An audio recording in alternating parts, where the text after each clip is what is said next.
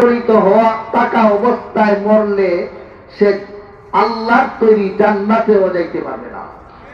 এটার দিকে ইশারা করার জন্য আল্লাহ বলেছেন ফাদানু বিহারবিন মিনাল্লাহি ওয়া রাসূলি, সুদখোরের সাথে আমি আল্লাহর যুদ্ধ ঘোষণা। মর্ম হইল আমার সাথে লড়াই করে যেমন কেউ কোনোদিন জয়ী হতে পারে না, তেমনি ভাবে কোনোদিন কোনো একটা সুদখোর জান্নাতে আমার তৈরি নিয়ামতের ভাগীদার হইতে পারবে না।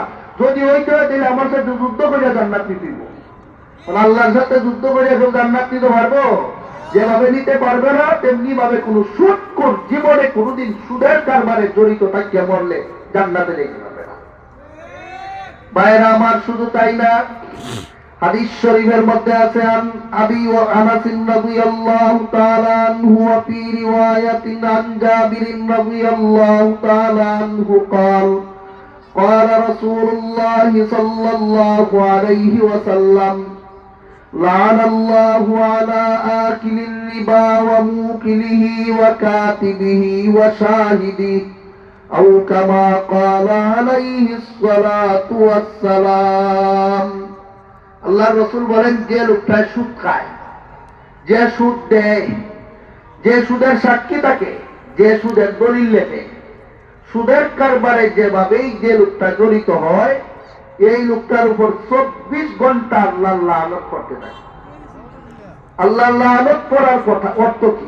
মুফাসসিরি মুহাদ্দিসিনে কেরাম লিখেছেন, সুদখোরের উপর 24 ঘন্টা আল্লাহ লানত করার মর্ম হইল দুইটা। একটা হইল 24 ঘন্টা সুদখোরের কাছ থেকে আল্লাহর রহমতের ফেরেশতারা দূরে থাকে।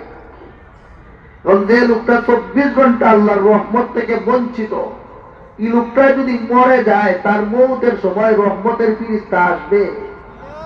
সুতরাং এই কথা বলা যায়, সুদখোরের মৌতের সময় ঈমান নসিব হয় না।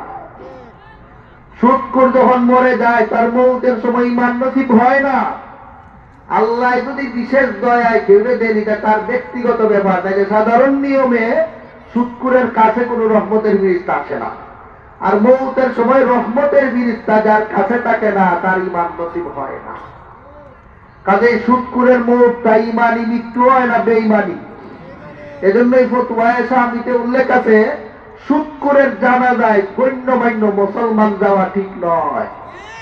সুদখোরে কয়েকটা বাজে মাইছে সুদা গাইতে তো রাখতো মাটির নিচে, এরপরে যেটা হইব একটু পরে আমি কইব, গাতার পরে কি হইব। কিন্তু উপস্থিতে এই লোকটার জানাজাত বড় বড় আলিম, এলাকার গণ্যমান্য মানুষ দেওয়া ঠিক না। কেন? যদি সমাজের